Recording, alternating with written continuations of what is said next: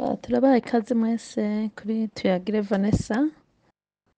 Turaha ikaze, reka duhere ku bashitsi abo baba bakoze subscribe canke abo iki kiganiro kizobabera ica mbere kuri Tuyagire Vanessa. Turabahaye ikaze, sangwa muri sanze sangwa muri sanze. Kaduha ikaze abarundi n'abarundikazi mu gihugu cacu ciza c'Uburundi, aho uno musi twabonye agasha, aho ngo bita mu Cibitoki, aho umurozi yamanitse umuntu kuri ma antene atanga ama connection, nimba ngo atanga amatara, nimba atanga ama connection. Ibintu bitangaje, abarundi buzuye udusha.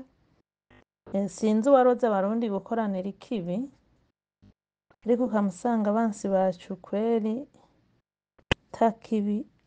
Ivyabereye i Burundi muri Cibitoki. Cibitoke officiellement yasimbuye intara yanje yatwe na Maragarita barankitse, intara ya Ruyigi. Twakuze twumva ngo mu kiyaya ca Kumoso. Kiyaya ca Kumoso kigizwe n'intara intara ya Ruyigi irahafise kw'ikiyaya, Cankuzo nayo umenga irahafise, Rutana nayo ikagira ikiyaya. Rero ikiyaya bita Kumoso kera bavuga ngo habayo abarozi benshi. Abantu rero baho bakubahana ntawoneshereza uwundi, nta n'uwiba ivy'uwundi, nta n'uwatwara umugore uwundi, nta n'uwatwara umugabo uwundi muri ico kiyaya. Birazwi neza, vyagiye guhinduka aho intambara ya 93 itereye, n'ibintu vyagiye birahinduka gahoro gahoro. Naco kiyaya cari kiyaya wumvise ngo ni umunyakumoso, abantu baragutinyira ico kuko bumva aho hantu ikintu cyose citwa ikibi bagihana bivuye inyuma bakoresheje ya migigwa ya kera, iyo uno musi bita uburozi. Ugiye mu murima w'uwundi ngo wakura imyumbati, warayikorera ntikuve ku mutwe, canke ukayikurukaga umuzunguruka muri wa murima kugeza nyine umurima aje akakubona akakugombora. Nuko vyagenda. Utwaye umugore wundi cyangwa umugabo wundi muri ca gihe c'amabanga mukaguma muhomanye. Ivyo vyuma nabonye ko no muri Tanzania na Kenya hasigaye hari abenshi basigaye babikoresha. Nuko vyagenda. Ugiye kwiba ibigoti mu murima wundi ukabitera iwawe, vyose bikuma imyumbati ikankakuta. Urumva hari ukuntu batsirika ibintu vyabo vyo bita urugombeko, ugasanga birakora. Ariko ubu twabonye mu Burundi ivyo bintu babandanya benshi babizi, ariko ubu babikoresha mu nzira mbi. Nk'uwo twabonye uno musi, uwo mugabo ngo yaroze umukozi yahora amukorera ku mashini isya ibigori n'imyumbati. Ziga mashini zisya ngo yaramaze kumuherana ibihumbi birenga 700. Amwishuje rero aramubwira yuko adakwiye kumwishuza. Mumbwire umuntu nk'uwo afise ubwo buhinga bwo gushobora kurungika umuntu akamwuriza poto ico giti kabisa. Ababonye ama video murabona ukuntu ari kirekire gose, akakimwuriza akamutwara mu gasongero. Dufise abansi benshi bateye Burundi, dufise n'amakaritiye abansi b'u Burundi bihaye babamwo. Amakaritiye batwaye bari baje kugandagurira 72 na leta. Abo bantu irabatinya. Biratangaje kumva ngo hariho abarundi ngo bazi ngo ukuntu ngo ibintu nk'ivyo, mugabo bakakorera ikibi ubutabavuze bagakorera ikibi mu Burundi nkawe. Abansi ntibaba utweruke. Hanyuma habandanya kugaragara ikiganiro tugiye gukora uno musi, n'ikiganiro ca Papa Francis. Tugiye kuvuga kuri ya madini, tugarutse kuri ya madini. Tuje kuvuga ijambo Papa Francis yavugiye mu Bubiligi. Bibandanya rero kutugaragara yuko atabakozi b'Imana baba muri Afrika, kuko mu Burundi twe twumvise ngo tufise akajagari k'abapasiteri, mugabo nta mpasiteri n'umwe arakora ibitangaza. N'uwo bita nimba ngo ni Chris Ndikumana, agaragara ko ari umuhima yiyegeraneza amahera y'urugamba. Ntabwo abavuga ngo yabakora ibitangaza, ivyo bitangaza ntivyigara bigaragara, kuko no muri corona twarabonye corona ivyo yakoze ntitwamwumvise akiza abantu. Ariko ukaza ubona abo bantu b'ivyisi, abo babona b'ivyisi canke abantu bagumije iyo gakondo ya kera. Mu gihe kera abo bayikoresha mu buryo bwiza, aba bubu bayikoresha mu buryo bw'inzigo no kwica abantu gusa. bibandanya rero kugaragara mu Burundi ko bamwe bahora babesha ngo barakora ibitangaza ata n'umuti dufiseyo, bamwe bavuga ko bakora ibitangaza bakoresheje za Bibiliya. Ego nizere rero ko mwese mumeze neza, abarundi bari mu makambi y'impunzi canke abarundi bari mu mahanga hirya no hino gusuma, musume muronka, bari mu buhungiro nanda bifurije kuzororanirwa, abaronka inzira zija hanze mukaza hanze, abaronka inzira zisubira i Burundi mugasubira i Burundi.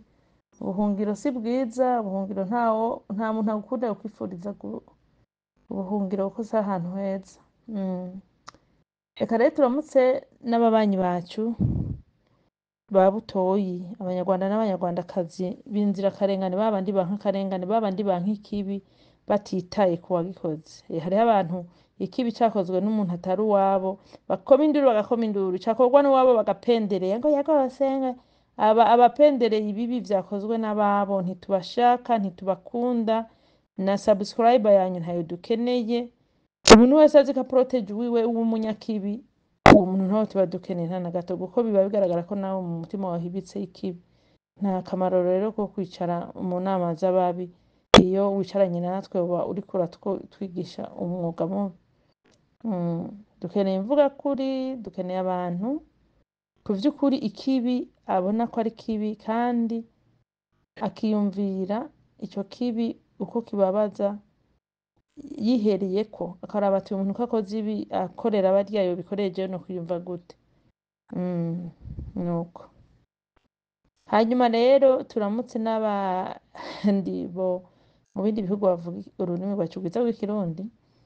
Tuje rero ku madini. Amadini murabizi neza yuko mu bintu nemera neza, amadini na politike muri rusangi nayise ngo amatenderwa y'imbwa. Hanyuma mu ntanga abantu benshi baba babaye ibwa mu nyuma bagiye babona ko ari ivyo, kuko amadini aza muri Afrika abenshi barakubiswe kugira bayemere, kugira ngo imyemerere yabo ya basokuru ihinduke, bemere imyemerere tugemuriwe n'abakoroni. Barakubitwa baremezwa. Rero agakiza nyagakiza twemera, agakiza gatangwa n'uhoraho umuremyi yaremye isi n'ijuru, ntabwo ako gakiza mu kukaronka ukubitwa ukakemera ari uko uwawe bamwishe. Oya, nagakiza kugurura umutima wawe ugatahura vy'ukuri ko habaho umuremyi, ugatahura vy'ukuri kandi ko uwo muremyi akwifuriza ineza kandi yuko ari nawe nshuti nyanshuti ufise. Hanyuma rero ugahitamwo ko wogera ikirenge mu ciwe wisunze ko umwemera kandi vy'ukuri ataragahato. Igituma rero muri Afrika nibi vy'amadini biri feki ata kintu bivamwo, no kubera ko amadini abirabure bemejwe amadini ku nguvu, hama abakoroni basigara bateraniriza abagabo b'abirabure babandanya gushimangira uwo muco. N'uno musi murabona yuko amadini ari menshi, mugabo ivyo kubaha Imana muri Afrika kabisa nta bibaho, ivyo kubaha abasokuruza nta bibaho, ivyo kubaha igihugu cacu canke ibihugu vyacu nta bibaho, ivyo kubahana nta bibaho. No kubera ko umugirwa nyamugirwa nemera ko basokuru bari mu mpwemu no mukuri bawutaye bagahekerezwa amatenderwa y'imbwa, ibintu vy'ikinyoma, ari naco gituma ubona uno musi ibintu bitera bija ngo wandabaga, niko abanyarwanda bavuga. Abanyarwanda muzonsigurira ko wandabaga ico gasigura. Rero uru rusengero rwa Katolika ni urusengero ku vy'ukuri b'abafarisayo Mesiya yahora avuga, nibo bari bameze nk'abanyagatolika, nabo usanga bamutse mu nyuma aribo bivyaye abanyagatolika. Ariko ntihagire umuntu aza kumva duhaye tuvuga Katolika ngo yibuke ngo ace yigakara ngo turasize n'aya madini yandi yose y'inkukura yamutse kuri Gatolika yiyita ngo n'aba Protestante ngo n'abaki ngo amadini menshi bihaye amazina menshi. Mugabo aba bose bakoresha igitabo bita Bibiliya ngo yera, turabizi neza ko bose bagiye bamuka kuri urusengero rwa Gatolika. Rero umwana w'inzoka niwe yanzoka. Umwana w'inzoka niwe yanzoka. Reka rero turabe mbere ko tusoma aya makuru yo kuri VOA y'ivyo papa yavuze, twibukanye neza yuko urusengero Katolika kw'isi yose rumaze kwica abantu dufashe imiliyoni z'abo Hitler yishe tugafata imiliyoni z'aba East Africa cyane cyane abakongomani bishwe kubera uriya mwami yabatuma guca ibikonjo, tugafata imiliyoni z'aba American Indian bishe, aba Canadian Indian bishwe, you name it, amakontina yose za Australia za New Zealand n'ahandi abishwe kubera koloniale. Tubashize hamwe abo Kagame yishe, abo Micombero yishe, abantu bose mwaba mwishe muzi ko bagiye bicwa muri mass mu bwinshi gose, abo genocide zagiye zihitana haba mu Rwanda, haba mu Burundi, haba ahantu hose haciye ubwicanyi. Abo bantu bose begeranijwe ntibigera bashikira abo Katolika yishe kuva documentary zayo zimaze kugaragara. Nta na bamwe barica ngo bashikire abantu Katolika yishe. Rero biratangaza kubona abantu benshi dushobora gukurikirana twagira imyemerere tuhazi iyo yavuye, ndetse tukanayigura na bene kwituzanira batayiguze iyo myemerere yabo twe tukayigura. Ukamusanga rero amadini abantu bagenda barajyana, genda umunyakatolika, genda umupentekote, jewe ndi umusabato, jewe ndi umuezebu, genda umufaraga, ngo genda amadini menshi akagenda arajyana. Ariko byitegereje ayo madini yose aje guhohotera abirabure no kudusubiza inyuma. Papa rero hari ibintu yavuze tugomba tuvuge ko guko Papa Francis, mwibuke yuko aba bakoroni ukuntu bameze, iyo babonye ibintu baramaze kubipanga bakabona babikubishira mu rudubi, bagenda batora abazosigara barablamingwa. Uyu mu bapapa bose bayoboye Roman Katolika, uyu niwe mupapa w'umweranda novuga muri bo. Uyu mwibuka ava muri vya bihugu vyacinyijwe n'abo yo madini nyene muri South America, nico kimwe na Afrika. Uyu bamuzanye mu gihe babona yuko hageze yuko batangura gupromota ubutinganyi, muzi intambara yagwanye yo kugira ngo yemeze, bashaka ko yemeza ku nguvu ibintu by'ubutinganyi, babimubaza ko cyane n'ibindi, Amerika kwisonga murabizi. Obama igihe bariko bashaka nyene bapromota ivy'ubutinganyi bongera bashaka kugira abirabura ibijuju ngo abirabure ngo bemere ngo n'umwirabure muri Amerika ngo arayobora. Mwabonye ko baca bazana umugabo atazwi neza amamuko yiwe, babesha benshi ngo ava muri Kenya, ariko imiryango yo muri Kenya ikabimwihakana. Abandi bakavuga ati ava marege, buri muntu wese avuga ivyiwe, mugabo ico tuzi ko nuko baravye umuntu akwa gusa n'abirabure bakavuga ati byanka byakunda uyu n'umwirabure. Obama muravye DNA y'abirabure ntimurimo, ahubwo arimwo DNA y'inzigo n'ubwicanyi gusa. Rero bama bazana abantu bazosigara baritukorera imitwaro yabo. Mu minsi muzobona batoye n'umupapa w'umwirabure, uriya Karidinale Kambanda canke uriya ntuzeye, hariho umusenyeri dufise, hariho umusenyeri mu Burundi dufise, umusenyeri Satani. Mu minsi nzomukura ko n'ikiganiro guko abapatiri bamwe bararemvye, bamwe bavyara, abandi nabo bavundira mu bugwayi yanka kubavuza. Ariko uwo musenyeri tumutazira musenyeri Satani. Profeseri Frederica mutazira musenyeri Satani. Nanje nkaba nabonye by'ukuri rimukwiriye uravye ivyo akora. Muri East Africa abo babiri hashobora kuzova umwe bakamugira umusenyeri, kuko misi yose iyo babonye ibintu vyabankiye neza na neza baca baraba umuntu babitako kugira bizosakuruke ari wari ku ntuzeye, ari wari ku butegetsi, abari aseruka asaba imbabazi. Nk'ibi vya Severe mubona genocide yakorewe abahutu bagoma Evariste bari basaba imbabazi, kandi nawe ari mu ba victime, urumva nakamara maza. Rero uyu umusenyeri Francis Papa Francis yavuze ikintu numvise aha ni kuri VOA, haravuga ngo Papa Francisco atewe isoni n'amabi abashumba ba Eklezia Katolika ba Eklezia ngo bakoreye abana bato. Mu ncamake bavuze ngo abana bato mbwa basi kubabwira abana b'abahungu.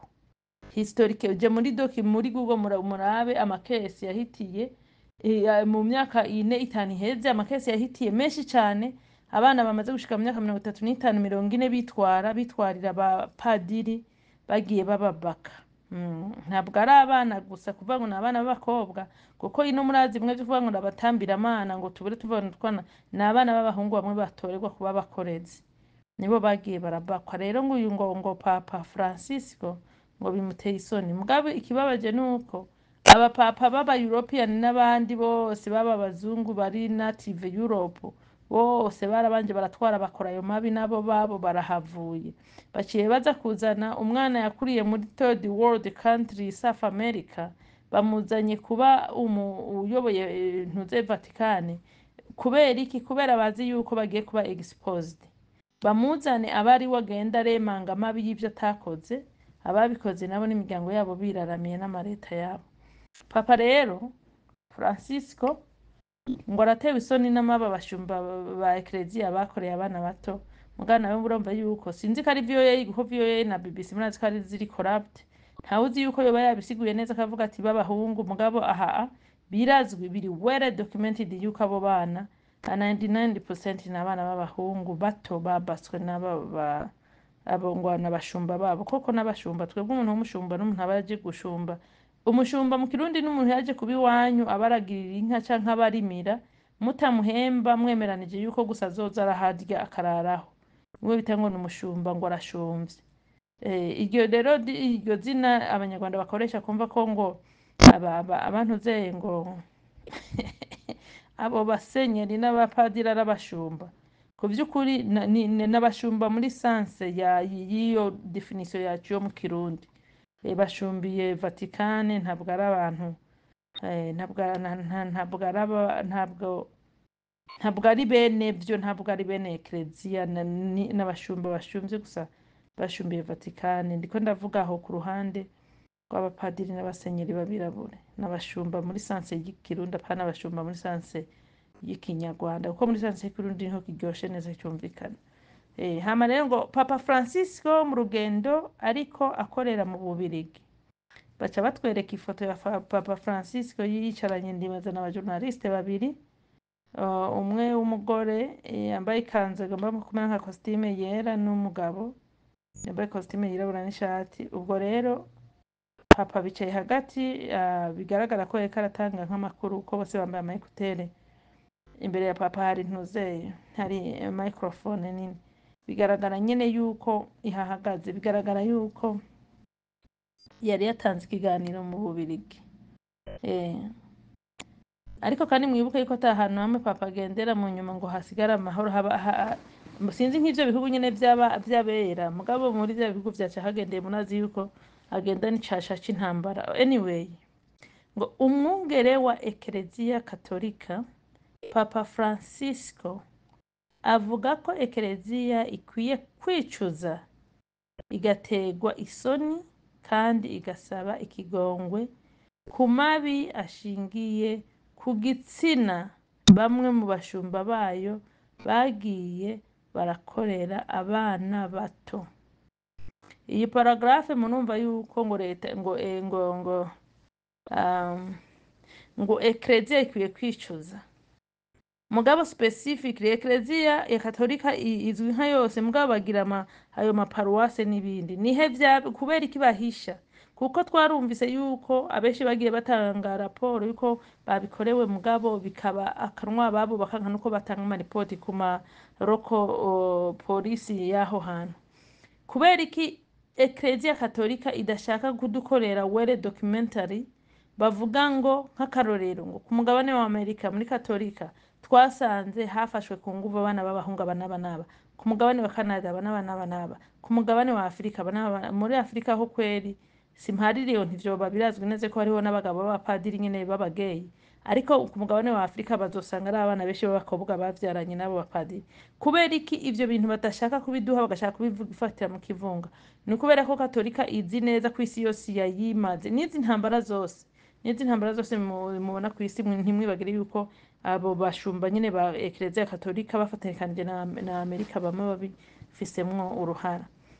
Rero yatanze ikivunga kuri babandi b'imitima ihwahutse, babandi bahendwa rimwe bakemera, bavuga ngo Papa ni mwiza kweri, ngo Papa ngo aravuga ngo dusabe imbabazi, ngo reka dusabe ngo Maria mweranda. No, no nta kintu na kimwe papa ngaho karavuga.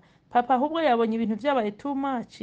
Iyo uhayibona umuyobozi akomakomeye nk'uwo yazahanze kuvuga, ni ukuvuga yuko hari amadocumentary baba ari hafi gusohoka baba ariko barashaka kuzimyazimya kugira ngo ntibisohoke in details. N'ahandi ho ndazi bisohotse in details karagahomera buntu. Barabandanya rero ngo Papa Francisco yabivugiye mu rugendo ariko akorera mu Bubirigi, aho yavuze ko ikindi kibi Eklezia Katolika ikwiye kwicuza, munumviza mu kindi kibi ari imiryango yatatanije. Mwavyumvise, Eklezia Katolika iriyemera ko yatatanije imiryango, ariko naho nyene apana ntivyemera muri rusangi, ivyemera ku gasonga, mugabo turabivuga muri rusangi. Reka nsubire ngo Papa Francisco yabivugiye mu rugendo ariko akorera mu Bubirigi, aho yavuze ko ikindi kibi Eklezia Katolika ikwiye kwicuza ari imiryango yatatanije bivuye ku bavyeyi. Umviriza, bivuye ku bavyeyi banka ko abana babo bavyarira muhira, inda batewe n'abashumba ba Eklezia Katolika, gutyo bagahitamwo kuja kureresha abo bana mu bigo vy'abihebeye Imana. Mwumvise ikibi ca mbere ni iki? Ndabafinze bantu mukurikira tuyagire. Ikibi ca mbere mwacumvise, ubu tugiye ngo muri paragrafe ya kabiri ngo turi ku kibi ngo ikindi kibi, ni kuvuga ica mbere ni kwa kubaka abana b'abahungu. Base kubivuga kari kubaka abana b'abahungu, mugaba aha naho hacaza ku kindi kibi kigira kabiri. Kindi kigira kabiri nababaka abana b'abakobwa nabo bakabatera inda. Harabaye ikibi ca mbere cyo kuba barabaka abana b'abahungu, haba ikibi ca kabiri cyo kuba barabaka abana b'abakobwa. None habo abana b'abakobwa abavyeyi babo bagashangashirwa, bakomora babana ngo ntibabane n'abavyeyi kubera kukumva isoni. Mu mico n'imigenzo ya Eklezia Katolika murabizi yuko gutwara inda ari ibintu bibi, ndetse si mu migenzo gusa ya Eklezia Katolika, aya madini yose yiyoza bwonko bemera yuko ngo gutwara inda ari bibi. Ariko sindabona umuntu n'umwe bahagaritse kubera sida, nta nuko benshi bamenye ko bazigwaye, kandi abenshi bazigwara mu nzira nyine zo gufatwa ku nguvu no gusambana, gusaba nyine batoteza ngo bagwaye ngo utwaye inda. Icyo rero ngo ni kibi kigira kabiri, yuko abavyeyi benshi batandukanye n'abana babo.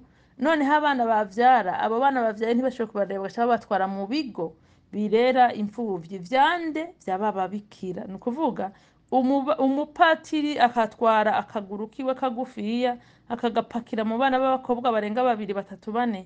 Abo bana bose bavuka, umubikira yahisemo kutavyara, akabari waca ahindukira nyina w'abo bana. Harama abasumbaye ngo babazaniye agakiza. Je sindimo, Uhoraho ivyo yampishuriye n'ivyo yanyigishije ntabwo nabizaniwe n'aya madini. Nemeza neza yuko aba bakoroni nubwo bataza ukumenya Uhoraho ko bandanije nkuko basokuru bari babizi, noneho kigihe tugezemo nyene tukaba tuzi ivyo tuzi. Nuko biri. Icyo ni kibi kigira kabiri. Ariko twebwe ku ruhande rw'u Burundi ntimwibagire yuko habayeho ugutandukanya imiryango, aho hageze igihe Eklezia Katolika igashiraho itegeko yuko umugore n'umugabo bateza kubakana bose ari aba Eklezia Katolika, kuko ico gihe abarundi bari barananye kuja mu idini. Baca rero batangura gushiraho amategeko yuko naho wosabwa ugakobwa, utanditse naho wokwandikwa muri leta, kuko munazi ko imbere ya byose babanza kwandikwa muri, iyo gusabwa no kwaba vyarangiye bandikwa muri leta. Ni ukuvuga bakoye mukandikwa muri leta. Eklezia Katolika yazanye igitugu cyo gushira kuri leta kugeza ku rwego rw'uko leta y'u Burundi ibona yuko iciriritse, ko ari ngombwa umuntu abanza ace mu idini gufunga indoa. Leta ntishiraho protection yo kuvuga iti si ngombwa ngo muje gufunga indoa mu madini, as long as abavyeyi b'umuhungu n'ab'umukobwa bemeye ko abo bana bakwiye kubana, bakabaha uwo muhezagiro, ari wo wa muhezagiro utangwamwo n'ivyo bita inkwano. Ni muca muza twebwe tubandike muri leta, mumenyekane ko mubaye umuryango mushasha, hanyuma mugende kwibandaniriza ubuzima aho ibambewe. Eklezia Katolika yaje no gukura ububasha ku mareta menshi, aho yishize imbere yigira leta y'abantu, ikumvisha yuko abantu badaciye muri iryo batokubaka. Ivyo babigize umwuga, baravyigisha abantu benshi ku buryo bw'uko ayo makwe nyene aba aciye mu idini, ugasanga gusaba ntivyatwaye amahera menshi, kuza kwandikisha muri komine ntivyatwaye amahera menshi, ariko hagera uwo munsi ngo wo kwambara ngo izo mpuzu zera ugasanga niho amahera menshi agiriye gusesaguza ingo no kugaya leta, uburyo bw'urugo leta mu ncamake Katolika yamanupiye inguvu z'umuvyeyi n'inguvu za leta zose zigira ubusa, ishiraho inguvu zayo ariho haho buri mugabo n'umugore bama bumva ngo bagomba baje gufunga indobo. Ivyo navyo bikaba n'abavuye muri leta muri iyo Katolika bagashingisha ayo madini bitwa ngo ni biporoti, bose iyo ngeso yo kubaje bayizanye. Niryo nikosa mugabo aha abisunze gusa ngo abasambanije abana b'abahungu nikosa rya mbere, abasambanije abana b'abakobwa nikosa rya kabiri, bigasha bituma abo bana b'abakobwa bangazwa, abana bavyaye izo nda batewe abana bagatandukana nabo ba nyina, abana bakaca baja kurererwa ku babikira. Reka turabe ko yoba yibutse gusaba imbabazi ababikira bareze abana batavyaye.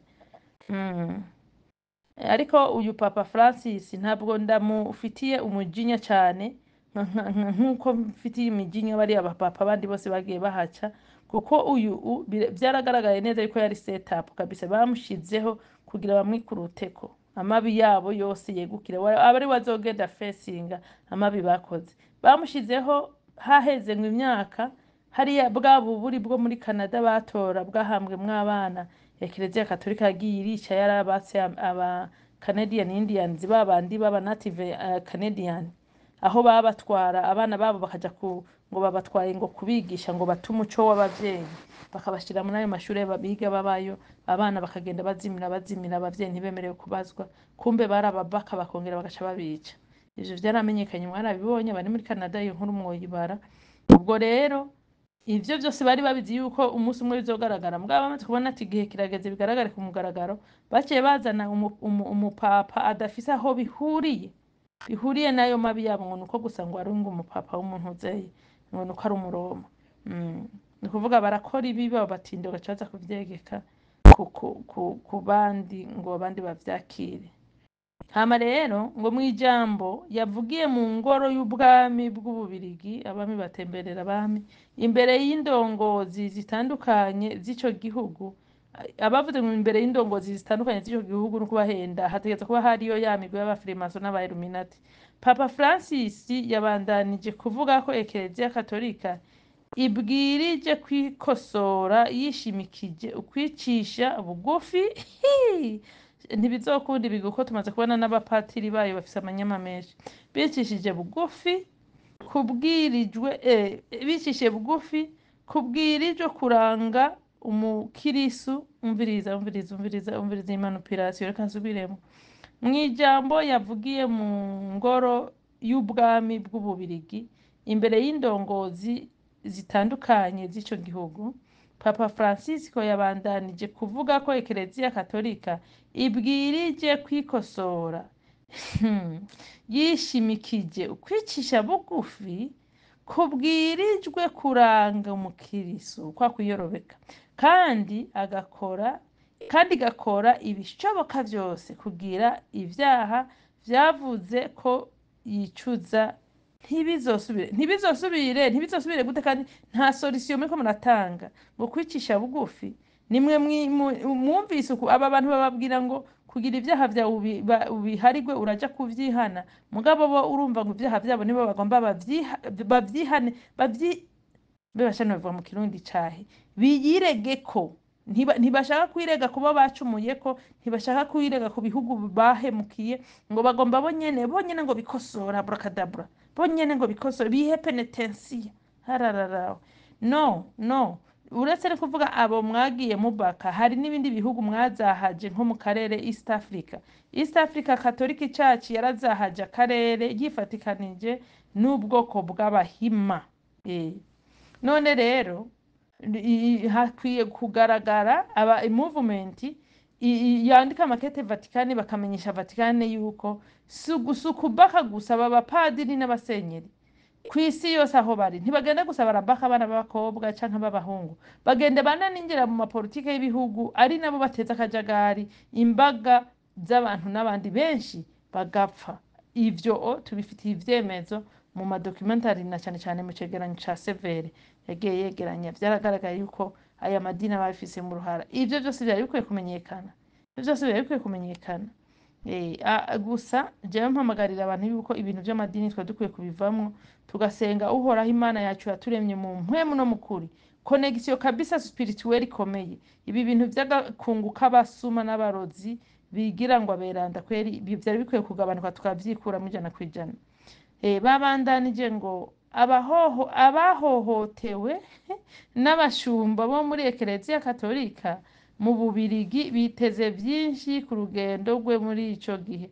Aho rero bazogenda, mwarabonye umunsi papa yafukama akarigata canke akunamika ibirenge agahanga kiwe ku birenge vy'umudame w'umwirabure, bigaragara ko yari umugore w'umwirabure wo mu East Africa. Ico ntamenye gusa nimba yari umusudanizi canke nimba yari uwo mu karere sinzi, mugabo mwarabibonye. N'ubu nivyo aza kugira iriya imico ya manipulation abantu bize ntuze theology philosophy bama bakoresha yo kumanupira abantu bagenda bikunje bigiza abana beza. Kandi ikindi naco abapadiri n'abasenyeri ndetse na papa bari bakwiye kuva muri ariya makanzu bakiyambika ibibutura n'ibipantaro nyene, kuko ariya makanzu n'amakanzu yo kwihisha ububi bwabo bakigira abana beza, ariko kabisa nta bwiza buri muri bo, nta bwiza buri muri bo. Historiquement iriya dini nta bwiza rifise, uretse kuvuga ngo iriya dini en general amadini yose yazanywe n'abakoroni nta bwiza na butoyi afise. Hama turabandanya ngo bitegekanijwe ku muhingamo w'uno munsi, aho hari itariki 27 ko yakira abantu 15 bemeza ko bahohotewe n'abihebeye Imana mu Bubirigi. Urumva araza kwakira abahohotewe, ababikoze nabo ntaza kubakira. What is that justice? Your justice, what type of the justice guys? Nimba aza kwakira aba victime ababahohoteye n'abarihe. Ikindi naco papa araza kuvuga ati cyamutanga ikirego, boba mbega abo bantu babahohoteye baramaze gufungwa. Manipulation irabandanya mu bintu vy'amadini, manipulation irabandanya. Ariko mwibuke yuko nubwo yitwa papa, mwibuke yuko nawe hariho ashikiriza ivyo yahawe kuvuga, nta na rimwe afise, nta n'ububasha na butoya afise bwo kugira icyo ashikirije. Nico kimwe n'abarya ba perezida w'abanyamerika. Perezida w'umunyamerika nta bubasha bafite bwo kugira icyo ashikirije abakorera batamutumye. Ya migwi ikomakomeye jeje kuvuruga isi ngo ubuserukizi bw'Ivatikano i Buruseli bwavuze ko umubonano wa papa n'abo bantu 15 uza kuba mukinwa babo twari tubize, mwumvise ngo mukinwa babo muje make bihishije ngo mu ntumbero yo kutanga ngo umviriza ngo mu ntumbero yo kutatangaza abakorewe amabi ashingiye ku gitsina na bamwe mu bashumba ba Ekereziya Katolika yo mu Bubirigi. No, Papa Francis yarakwiye ahubwo iperereza rikwiye kuba mu ma Ekereziya Katolika ku isi yose. Ariko kandi ibi byo guhisha ngo ntibamenyekana aba victime, ibi ni ikimenyetso cy'uko bankiki icyambere na mbere bankako mumenye ko aba victime bari abana bato bari under 15 years old. Ico ni cyambere bataya ko mumenya. Ikindi cya kabiri bataya kumenya ni kumenya yuko abatinganyi ba mbere ari abo bagabo babeshe ko batazorongora abagore, aribo batinganyi ba mbere. Ico nico kindi bagomba guhisha. Ikindi cya gatatu bashaka guhisha kugira ngo aba victime ntibamenyekane, kuko aba victime bo bamaze kwitorera kandi kuzakabonana na papa, bisigura yuko muri bo baremeza neza yuko bigiye no kuri public ataco vyo babwira guko na aba victime. Mugabo iyi ni protection yo guprotege abande, abo bapapa, abo basenyeri, abo bashumba, abo basenyeri nyene n'abapadiri bagiye bakora ivyo. Iyi ni inkuru ibabaje. Iyi ni inkuru ibabaje guko hariho abantu benshi bihaye guprotege ikibi. Nukuri hari twabimye tuvuga ngo abaprotege ikibi ngo bisunze ubwoko, umuntu mu bwoko bwawe hagakora ikintu kibi kabisa aho kuciyamamba ukavuga ngo yango n'ubwoko bw'iwacu. Ariko no mu madini twasanze ariko biri, no mu madini nuko biri, aho twasanze ku vy'ukuri hariho abantu, urumva hariho abantu ikibi c'idini bagishigikira, idini bakarifukirira, ntibabona ati ibi bintu ni bibi. Ikibi c'idini, hariho abantu bataratandukanya ubwami bw'uhoraho n'idini. Idini naho rihurira n'ubwami bw'uhoraho, kuko mwibuke neza Mesiya aza mw'isi, Mesiya yaje kubera ko amadini yarahari, ariko icyatumye aza neza na neza turabwirwa yuko yaje kubera ibinyoma amadini yigisha. Bari abahipokrite, bari abafarisayo b'ibinyoma. n'uno munsi rero idini ribandanya gukora birya ryakora na Yesu ataraza, kandi ntimwibagire yuko idini ari naryo ryishe uwo Mesiya. Kubera ko ariko arabanyomoza. Rero utaratandukanya itandukaniro ry'ijuru n'idini, wewe uba utaraba umunyakuri muri wewe, inzira yo kumenya uhoraho ntayo uba uramenya. Ntidukwiye gufukirira amabi akorwa n'aba bantuze aba banyakibi b'amadini n'amabi batuzaniye yabo. Ntidukwiye kubafukirira, uwakoze ikibi tuba dukwiye kumwexpose. Reka rero bareke mugire ibihe byiza, sidabarambiye, mukore subscribe, mukore share, ariko haranira kuvuga ukuri inshuti yanje, haranira kuvuga ukuri nanjye mparanire kuvuga ukundi, kuko iyo uhishirira umunyakibi na cyane cyane uzi yuko uhoraho aguteretse ukiriho ku isi, ushobora kuhaba n'imyaka irenga 20-30, ushobora gufukirira umunyakibi wibaza ngo n'uwiwanyu ukamufukirira, higa yejo agahindukira bya bindi nyene yakora akorera uwundi ukanuma, akabikorera umwana wawe cyangwa umugore wawe cyangwa umugabo wawe, ukaza kuvuga ari uko ushikiriwe. Twabibonye ku bahima kwanza apana abahima, twabibonye ku batutsi b'abanyarwanda, aho igihe abahima bariko banikiriza abahutu, abatutsi b'abanyarwanda bafashije abahima gutoteza abahutu. Ubu no munsi abahutu nka bose baheze, ubu abahima basigaye banikiriza abatutsi benshi hakuma YouTube, ugasanga batanguye bavuga nabi ingoma y'abahima, kandi iyo ngoma y'abahima ari nabo ba mbere bayiha inkunga bayifasha ngo ize yice ayandi moko. Ikibi ni kibi, yaba nyoko, yaba so, yaba umuhungu wawe, yaba umwana wawe, ari inkozi y'ikibi ugatinya kubivuga, menya neza yuko nawe ejo ashobora kukiguhindukirira. Ryari mwabonye umwana yishe se wiwe ngo ni umupasiteri, uwo mwana ngo yari yarananiranye, uwo mwana twamubonye ngo yamutwaye mu Rwanda kwiga muri za ya mashuri y'u Rwanda yiyoza bwonko baje kwiga bigisha abana ngo ukuntu boba bamenja birengeje. Umuvyeyi umwana naniwe kwiga muri ibi bihugu mutwara kwiga mu Rwanda, ava mu Rwanda ja Canada, ariko vyitegereje ntabwo yamutwaye kwiga mu Rwanda ko mutereje, nabonye yari muri systeme ya DMI. Urya mwana rero aragiye, ejo bundi afashe se baramwishe. Harya rero hari abantu na cyane abanyarwanda, ndabivuge abanyarwanda, umuntu yapfuye baba bagomba kumweza. Umuntu ntiyera ngo nuko yapfuye, ni navyo bigira babona bavuga ngo gusengera uwapfuye. Umuntu yapfuye atihanye ngo yirege ibyaha vyiwe ngo asabe penitensiya, nta na rimwe aca harirwa ngo nuko mwe musigaye muramuvuga neza. Umuntu yari umwicanyi, yari umurozi, yari umusuma, yari umusambanyi, yari umubeshi, ibintu byose yari yaragitekuje mu makaritiye, hanyuma agapfa mugace mutangura kumuvuga neza, kandi muzi ko yarabarembeje akiri ku isi. Kumuvuga neza kwa nyine ituma aronka ijuru, ntikumutuma aboneka neza imbere y'uhoraho. Cyo kimwe niyo umuntu yari mwiza mukamuvuga nabi yagiye, ntabwo bituma cya kibanza ciza ciwe igice gikugwaho, kuko ibintu byose ngo turonka inyuma y'ubu buzima ni ibintu tuba twarakoreye iyo turikiri muri buno buzima. Rero uriya mugabo se umupasiteri umwana wiwe yishe, je ndazi yuko umugabo nzima yarabizi umwana wiwe icarico, yarabizi umwana wiwe icarico. Yarabizi umwana wiwe yuko ari muri babana bakorerwa training yo guhiga abandi bana b'abahutu n'abaki, yarabizi neza. Kandi yumva bimuteye ishema, mumenya abapasiteri b'abahimba bajeje kugira bajeje transporta tuzi twamunyuza, yumva bimuteye ishema kuba we yitwa ngo ni pasiteri. Ndazi muri iryo dini ngiwe abahutu bahunika imitwe n'inkuburo, noneho agaca muri ico gihe agaca agira n'uwo mwana ari well trained muri DMI. Nuko none murabona biramuhitanye. Abandi bahitiye mu Rwanda bigisha bari y'abana baba YouTuber ngo gutanga uburozi, ubu mwarabonye ko batanguye kubukoreshanya hagati yabo no kwagirizanya imfu. Biga byose n'ibintu by'ikibi. Ababibona ubwa mbere nk'abavyeyi baba bari aba YouTubers bakiriko baravyigishwa, baradarara bakarahira za ndahiro, bakirije amaboko yuko ngo bazohiga abantu bakabica, ngo abahutu bakabica, ngo ni ntamwica, ngo nanje nzohanwe nk'undi mumenja wese. Daba bahindukiye bariko baricaye nawe ko barahigana.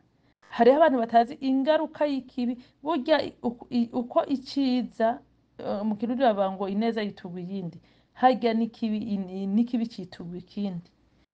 Wewe urapangira umugambi umuntu atariko aragupangira umugambi ngo mukorere ikibi, ukabipanga neza, mugabe impera n'impera gusanga cyakibi wamupangira gihindukiye kigahitana we canke kigahitana uwawe, canke kigahitana uwawe, nuko biba bimeze. Rero kuvyukuri aya madini yatuzaniye akarambaraye. Kera abantu barakundana, abantu barubahana, abantu bari bafise ubumuntu, abavyeyi barubahika, uko umuntu yakura niko icubahiro ciwe cagwira. Uno munsi abasaza barabasuzugura cane kubera ko amadini niyo yazanye kagaye. Abasaza uno munsi ntibashobora guhanura abana bakiri bato.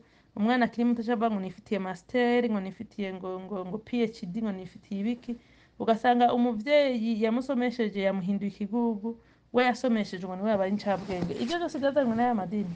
Ibintu vyo kuzana ubusumbane mu bantu no kugayana vyazanywe n'aya madini. Ubu rero bari ngaha bahenda abantu yuko ngo hari ibintu ngo katolika ngo yicuza. Katolika nta kintu na kimwe yicuza, ahubwo ibabajwe no kubona abantu benshi na cane cane new generation ubwo butiku bwabo batakiburimwo, abenshi batakija gusenga ngo babahe amahera y'ubuntu. Mwibuke yuko papa aho yicara, papa yicara ku matebe y'inzahabu, by the way. Mwibuke yuko papa yicara ku matebe y'inzahabu akomakomeye, n'ivyo bihuzu vyabo vy'amakanzu bambara mwibuke ko bikozwe mu bitambara bidasanzwe, n'ibitambara bizimvye cane kandi bikorerwa bo bonyene atabandi bantu babikorerwa kw'isi. Ntimuvyibagire. Aka kantu papa yambaye ku mutwe wiwe ntimwibagire yuko hariho n'abandi bantu tutavuze muri ca gihugu canyazwe, muri ca gihugu impunzi bene Ruhinda bo muri ico gihugu birirwa barica bene gihugu. Mwibuke ko nabo baba bafise n'akantu bambara nk'aka ku mutwe.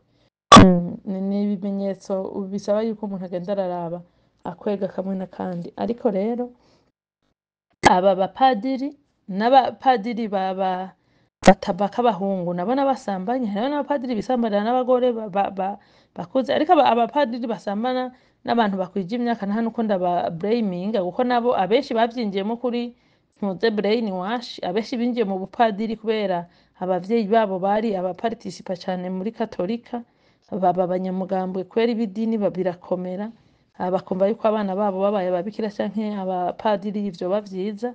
Ntabwo abenshi ntabwo ari ingabire kuvuga ngo narahamagawe, ahubwo benshi ubu bakuze niho babonye yuko ari ibintu bahendewemo. Ariko ku vy'ukuri ubusambanyi mw'idini burabandanya, si katolika gusa. N'abarinenze bakaja gutanguza ngo amadini arayayo mwumva ngo y'ibiporoti, amazina nk'igihumbi, nk'izigiziriyoni kwanza amazina ibihumbi vy'amadini uzumva ngo Assembly of God, ngo Church of God, ngo Revelation, amadini y'ubudinangure, ubujambo bwose bagiye bamuka kuri iri dini, kandi bose bafise imico y'iri dini bose. Ubusambanyi no muri abo batabaye abapadiri n'abasenyeri, abapasiteri, ubusambanyi ni wararaye, ubusambanyi. Ariko kuri katolika hoho ubiravye biri connected n'ibindi bintu vya satanisme, ntabwo ari ubusambanyi busanzwe gusa, kuko kenshi na kenshi niyo bateye izo nda kenshi babimenye kare baforce umuntu kwica. Katolika ni dini rya mbere rivuga ko kwica ari icaha, mugabe iyo bateye inda umwana w'umukobwa kenshi babimenye kare bamuforosa inda kuyikurayo. Ni ikimenyetso kikubwira baribo ni babandi barya utwana tw'utuyoya muco bita gushikana ibigirwamana vy'inzoya. Rero mwese mugira ibihe vyiza, nizere yuko uwakiriye agakiza by'ukuri, uwemera Imana, uwemera Data umuremyi rugira vyose by'ukuri, iki kiganiro ntikimugwisha yumve ngo twavuze Imana. Turiko tuvuga idini rya papa, ndiko turavuga Imana. Ariko uwabaswe n'idini araza gutuntura guko tumuvuga ikigirwamana ciwe, kandi ikintu gikunda ni ngombwa iyo bakivuze ukuntu urababara. Mugire mwese rero ibihe vyiza, mugire aho muba mubahwe. Ciao, bye. Mukore share, subscribe, mutange n'amakomantere. Ariko reka manzi imbere ko ndabasezera, uzi yuko mu kiganiro mu kiganiro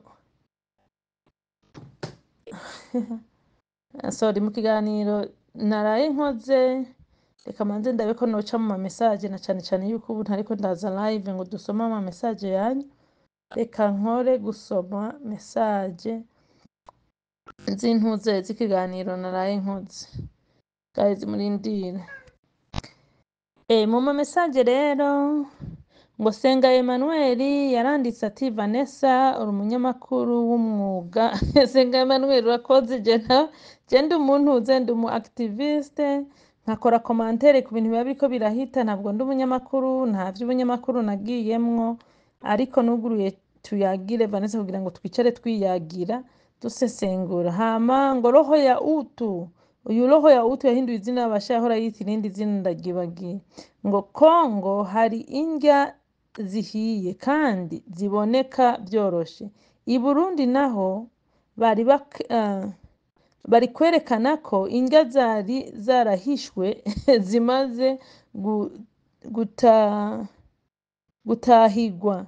Ivyo birasigura intambara idahera namba mudashoboye gukora uburinzi, naho mu Rwanda abazungu bababesha ko nta ndya zihaba bakabashuka kuza gukora ubusuma i Kongo n'i Burundi, nyamara Afurika irakize, ikibura ni mu mutwe gusa. Mu Rwanda indya zirahaba kuko intambara itaratera 94 baba Barundi bari barahungiye mu Rwanda, baba abanyarwanda benyewe bose baremera ko hari y'indya, ahubwo ukuntu bagiye bafata agasi bakakonona n'ivyo vyatumye indya zibura, guko mazingira umaze kuyonona, ahari ibiti ukabikuraho, ahari ibitungwa bizana amasemeza ukabikuraho, ibintu nk'ivyo, of course indya ziragenda. Abarimyi ukabatwara ukaza kubafunga, abasigaye nabo bakarimana mosozi. Icambere mwomenya hariho connection hagati y'isi n'umuntu. Nagomba ndakubwiza ukuri, ugiye urarira kurima ivyo urimye ntibiza. Abantu benshi rero hageze igihe mu Rwanda niyo ari kukiva bariko ararima arira. Byose ni spirituality my dear. Spirituality ifise ikimaze gusumba ibindi byose. Hamango Havyarimana Jackie ati hoya Vanessa, abahutu n'abatutsi n'abatwa b'abanyarwanda baba abo baba ba FDLR cyangwa abatari bo bose ni bagenda iwabo mu Rwanda. Okay. Ngo baba ba FDLR, okay. Abakongomani, abanyamurenge, Rwandafone, bo Nord Kivu n'ayandi moko nibatahe iwabo muri Kongo. Abarundi bose, abahutu, abatutsi, abatwa batahe iwabo i Burundi. Ubundi abene gihugu ba buri gihugu bigwarize. Urakoze cyane, iyi message niyo abantu bose, buri muntu yarakwiye kuba ari mu gihugu iciwe. Mugabo urabona uretse nibi byo kuvuga ngo Kagame ngo aratera akarere, hariho kandi n'ikindi kintu nasanze mu bategetsi, nk'abategetsi b'u Burundi, hariho inyungu bakura mu iyo nka ziriya mpunzi bafise, hariho amahera UN ibaha. Ayo mahera abari abategetsi bacu bayasumbishije impunzi zacu ziri hirya no hino, kuko bo bashavuga ati okay, turekuye izi impunzi zigasubira iwazo, maze abarundi bacu bakagaruka mu matongo. Aya mahera nk'abategetsi ntituzoba tukiyaronka, bagaca rero bahitamwe ayo mategetsi, amahera ya UN abanyagihugu babo bakabanegrija. Cyo kimwe na Kagame, cyo kimwe na Museveni, igihugu cyose kirimo impunzi gihabwa ayo mahera. Nico gituma nabo mu mugambi wo kugumiza impunzi bataba bifuza ko zorangira. Hari uwundi yavuze ati Vanessa, abahutu barikunda, ariko kwikunda kwabo kuguma mu bumuntu, ntabwo bikunda mu bunyamaswa. Kwikunda bunyamaswa ni kuriya kw'abahima, aho umuntu yumva isi yose ariye, abantu bayituye bose ari abacakarabe. Abahutu rero bakwiye kumva ko bagomba kwigwanira uburenganzira bwabo, kuko kuba umuntu ntibihagije, kuko